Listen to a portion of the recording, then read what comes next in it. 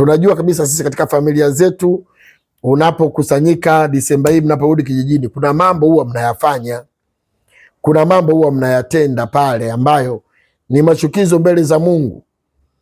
Wengine wanamwaga damu za viumbe, damu za wanyama, wanatoa makaburini. Wengine wanachukua pombe, wanakunywa pombe kwa kiwango cha juu. Ile yote ni sadaka. Yaani sensa kuhesabiwa huku hakuendi tu bila matukio ya kiroho, bila matukio ambayo yanaleta uharibifu katika ulimwengu wa roho. Pombe zitanywa kwa wingi, wanafamilia wengine wataingiliana, wengine wenye watoto watahesabiwa.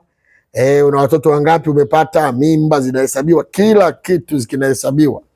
Leo Mungu apate kurehemu familia zetu. Leo Bwana apate kurehemu nyumba zetu.